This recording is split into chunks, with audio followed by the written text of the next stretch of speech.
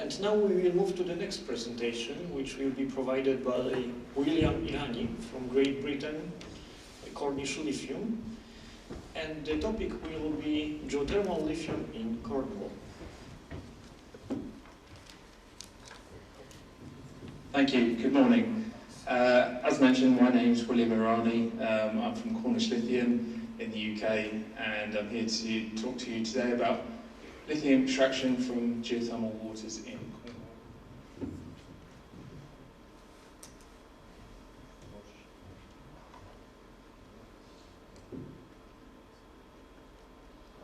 Thank you. That's just a disclaimer from our company. So the energy transition, as the saying goes, we were always told at the Cornwall School of Mines, if you can't grow it, you have to mine it. So it's the same today as it was 50 years ago. All the minerals we need have to come from the Earth's crust. And those green, low-carbon technologies require more minerals than technology we've used in the past. For example, a wind power plant requires approximately 6 times more mineral input than a gas-fired power plant of approximately the same output. So we've seen this graph many times yesterday and today, showing that lithium demand is going to far outstrip supply if we continue growing at the current pace, so we really need to ramp up production. And the UK alone is going to need 80,000 tonnes per year of lithium carbonate equivalent to meet our needs. And this has mainly been driven by the rapid uptake in the EV market over the last 2 or 3 years. So we have a real opportunity here to develop a domestic supply. As mentioned before in other presentations, 80% of lithium hydroxide is currently produced in China. So again, we can decarbonise by bringing that supply closer to home. So as a brief overview of Cornish Lithium, we have 2 opportunities to produce lithium in the UK in Cornwall. First is the Trelawny project, which is a hard rock extraction project. This is based in extracting lithium from the existing China clay pits. We have a long history of China clay extraction in Cornwall, and it's the first JORC-defined resource in the UK for lithium. So we've recently completed a scoping study on that project this year, which is showing very promising financials, and we're targeting production by 2026 from that project. I'm part of the geothermal the lithium from geothermal waters team, and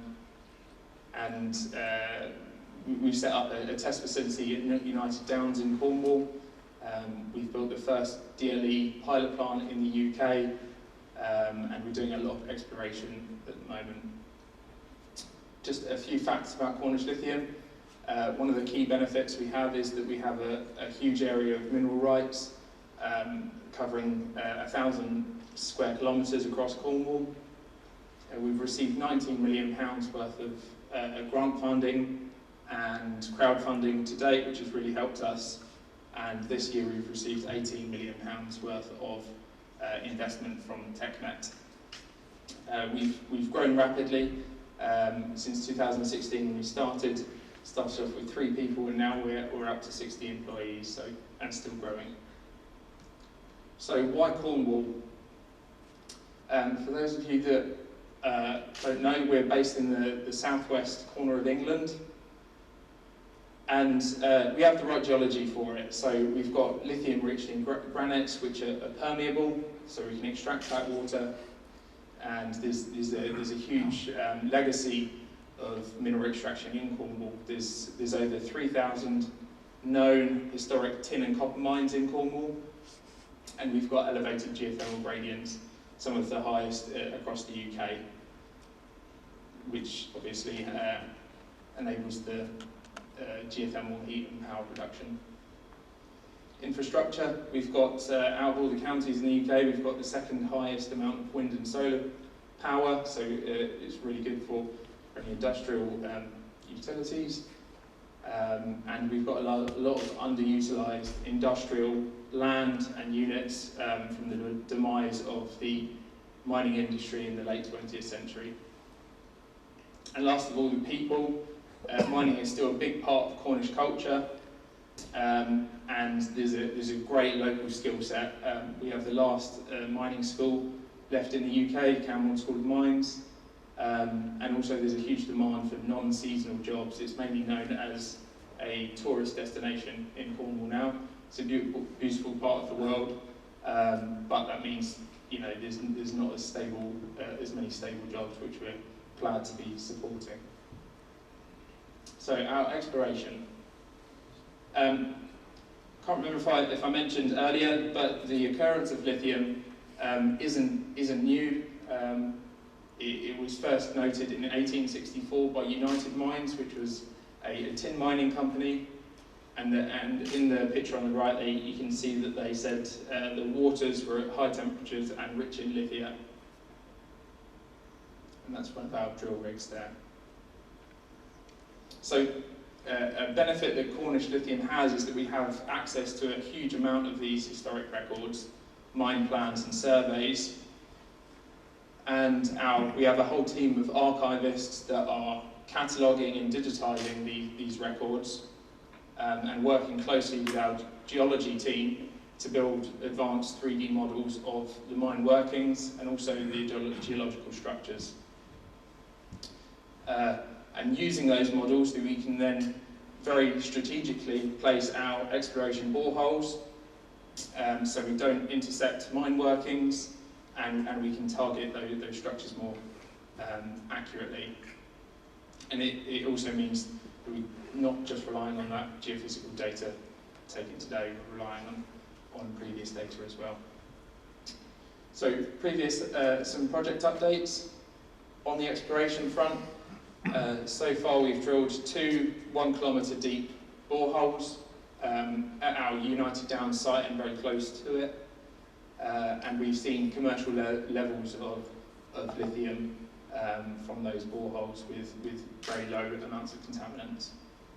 We're currently ongoing with our exploration drilling, and we've drilled at a close by site up to down to 1.6 kilometres. And we're further deepening that hole after seeing favourable lithium grades and good temperatures. And we're looking for other exploration sites as well. On the geothermal side, because we're now looking at drilling between 1 and 2 kilometres, the temperatures aren't quite high enough for geothermal power production.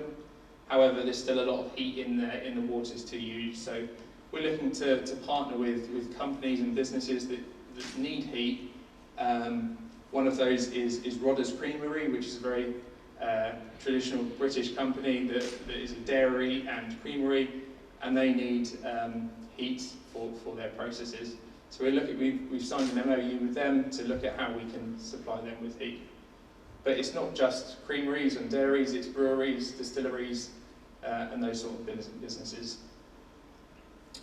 So I think we've seen very similar diagrams the last couple of days, but the system would work by pumping the water out of the geothermal well, it going through a lithium extraction stage, and then through a heat exchange process, so we can supply heat to businesses, homes, or district heating schemes.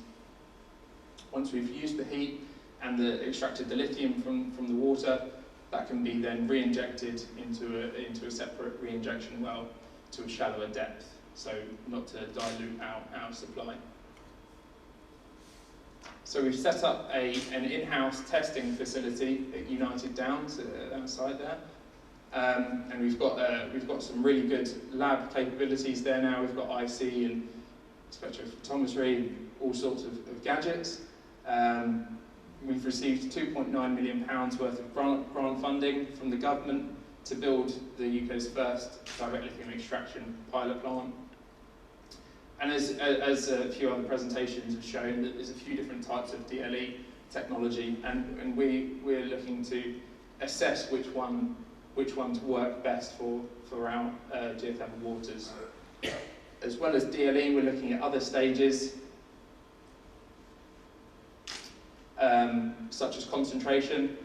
As you can see, DLE is just one part of what we need to take the geothermal waters right through to a battery-grade product. So it may involve pre-treatment, which is filtration, chemical dosing, or perhaps pre-concentration.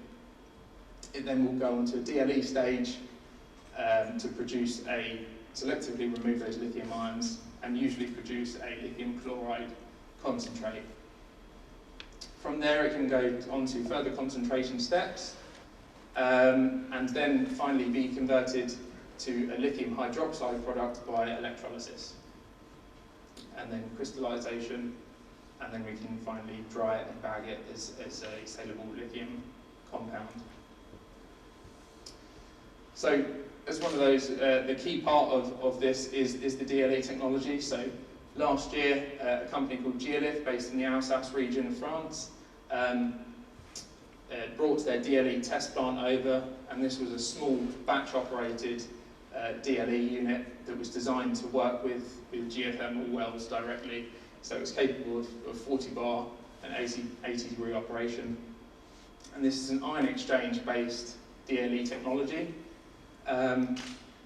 that we demonstrated during the G7 summit, so it was really good to show to investors and the UK government that we're trying to use innovative technologies.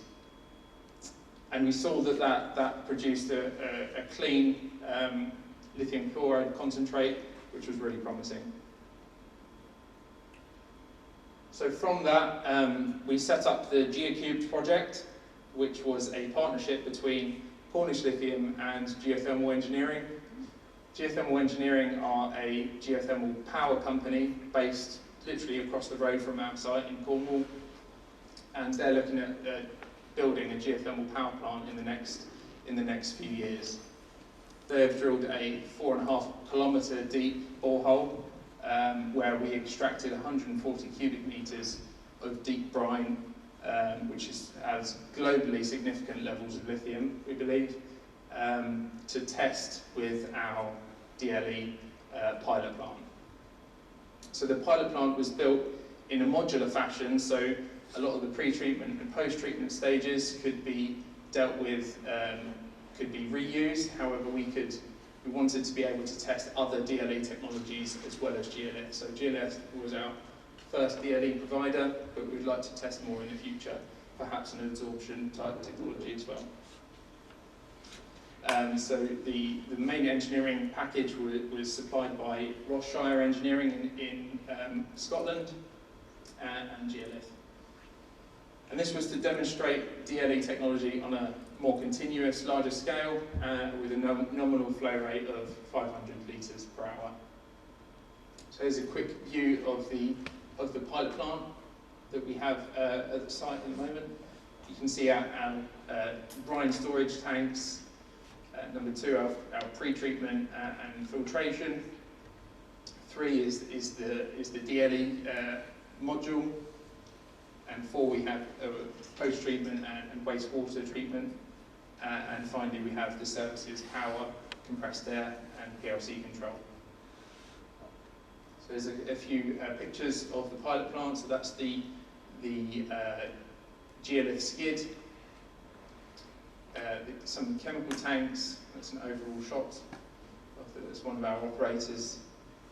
And one of the control panel screens. So moving forward, as I said, we would like to, in the future, we're continuing trials with the geolith system. However, we will be trialling other DLE technologies. But also mentioned, DLE is just part of the overall flow sheet. So we are looking at concentration technologies as well. We've recently, we're in the process of commissioning 2 reverse osmosis pilot plants, and this is for concentrating deep and shallow brines, and also for concentrating the lithium chloride product from the DLE stage. So RO isn't a new technology, but we're kind of using it in an unconventional manner where we're collecting the concentrate stream rather than normally people are after the clean permeate stream. So that permeate is something we can potentially use as an additional revenue stream or elsewhere in the system in the future. So one particular point about one of the pre-treatment, the RO systems, is that we have a pre-treatment system, and the main purpose of this is to remove scaling species from the brines that occur in geothermal water, such as iron, silica, magnesium and calcium. And that's hopefully going to prolong the life of the membranes that we use. So steps to commercialisation. As you've seen, we've got a bit more work to do on the pilot plant stages and on the concentration and DLE front.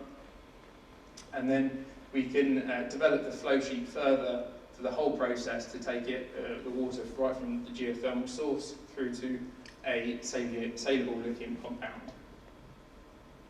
We're undergoing further exploration to prove the opportunity for lithium extraction across Cornwall, and we're developing better understanding of the chemistry and hydrogeology, because essentially what will limit us is how much we can extract from each borehole site. And we're exploring suitable sites for a demonstration scale plant, and based off the success of a demonstration scale plant, we can then roll out further plants across Cornwall at different borehole sites. So a few points that are important for Cornish Lithium is responsible development of lithium projects in the UK. We have a really strong in-house ESG team looking after the, overlooking the geothermal waters and the hard rock project. We're engaging with schools and communities and as well as Cornish charities to support the local community. And we're often partnering with universities as well to support new technology development. And all of this is a part of making, building a sustainable domestic supply of lithium for the UK. Thank you for listening to the presentation. Have any questions? I'll be happy to answer.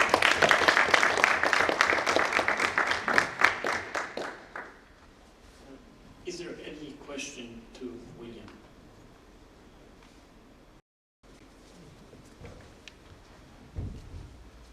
Thank you. Do you know what is content of lithium in surrounding granites?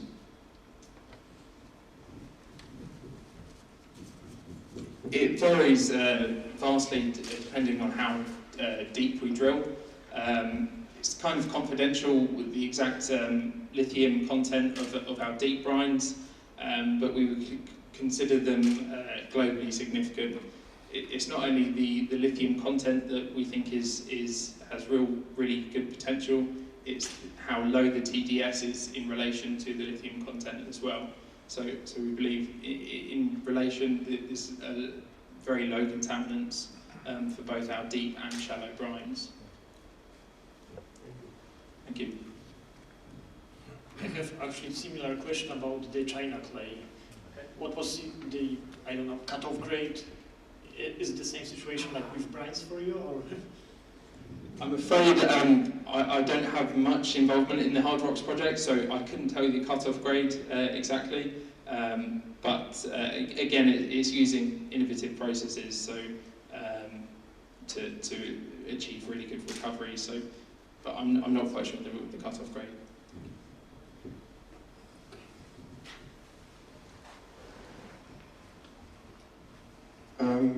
A different type of question. So right now the price of lithium carbonate and hydroxide is around 70,000, 80,000 euros per tons. Yeah.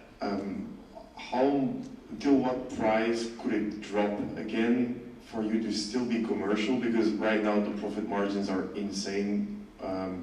What price do you minimally need in order to be profitable for that? It's a really good question, and obviously, as you said, the current prices, pretty much anything is viable. But we're still assessing how much energy it's going to take to, once we have the full flow sheet developed. So, and that's all dependent on really which DLE technology we choose. So there's something we're looking into now at the pilot stage, is how much energy and what the operating costs are going to be. So I'm afraid I can't really answer the question at the moment, but it's a great question. Then maybe second question, now you're talking about energy. Do you have an idea about the energy consumption of your electrolysis step? You're electrolyzing lithium chloride to lithium hydroxide, I suppose? That would be the plan in the future. However, because we're looking at multiple small extraction sites across Cornwall, it probably wouldn't be viable for us to have an electrolysis plant until we've got at least maybe 4 or 5 operating sites. So that's probably quite ahead in the future. For now, we would be just looking at, when we have perhaps 1 or 2 production sites, we'd be looking at selling a concentrated lithium chloride solution.